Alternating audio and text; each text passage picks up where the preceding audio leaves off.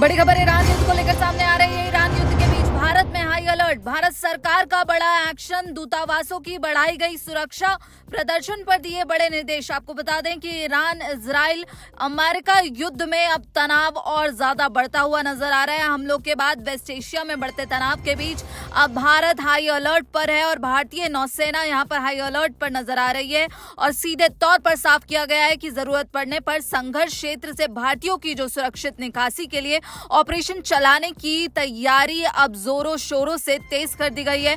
खाड़ी क्षेत्र में युद्धपोत तैनात हैं और स्थिति की लगातार यहां पर भारत की तरफ से निगरानी की जा रही है। लेकिन इस बीच आपको बता दें कि भारत सरकार अब यहां पर एक्शन मोड में नजर आ रही है और दूतावासों की सुरक्षा यहां पर बढ़ाई गई है।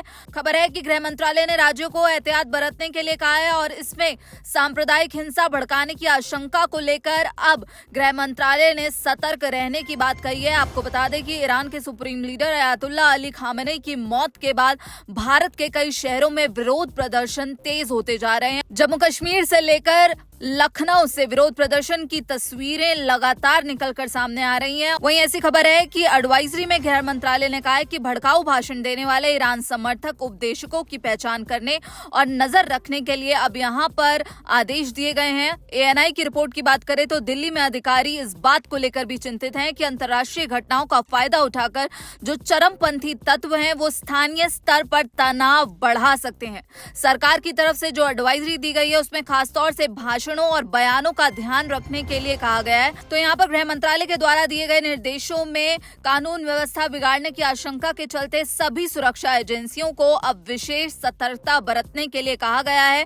प्रो ईरान और जो एंटी ईरान गुटों की हर हरकत पर अब पैनी नजर रखी जा रही है और सीधे तौर पर कहा गया है कि भारतीय धरती का उपयोग किसी भी विदेशी गुट द्वारा युद्ध के मैदान के रूप में यहाँ पर ना हो, ये सुनिश्चित करने के लिए दिल्ली स्थित दूतावासों और साथ ही संवेदनशील स्थानों पर अब सुरक्षा बढ़ा दी गई है। सरकार की तरफ से अमेरिकी इजरायली दूतावासों, यहूदी संस्थानों और विदेशी पर्यटकों के जमावड़े वाले स्थानों पर विशेष तौर पर सुरक्षा तैनात करने का अब निर्देश दिया गया है। आपको बता दें कि यहाँ पर खामेनी की मौत के बाद भारत में कई शहरों में लगातार प्रदर्शन देखने को मिल रहे हैं। अब यहाँ पर भारत सरकार की तरफ से निर्देश दिए गए हैं पुलिस को सीसीटीवी कवरेज बढ़ाने और साथ ही यहाँ पर अफवाहों या फेक न्यूज को तुरंत रोकने के सख्त आदेश दिए गए हैं। और सुरक्षा एजेंसियों का बड़ा मकसद ये है कि किसी भी हाल में जो विदेशी मिशनों की सुरक्षा में कोई चूक ना हो। आपको बता दें कि सोशल मीडिया और धार्मिक सभाओं पर भी यहाँ पर पुलिस की कड़ी नजर बनी हुई है। पुलिस प्रशासन को ये निर्देश दिए गए हैं कि प्रो ईरान या फिर एंटी ईरान समर्थकों द्वारा किए जाने वाले किसी भी प्रदर्शन को कानून व्यवस्था की समस्या बनने से पहले ही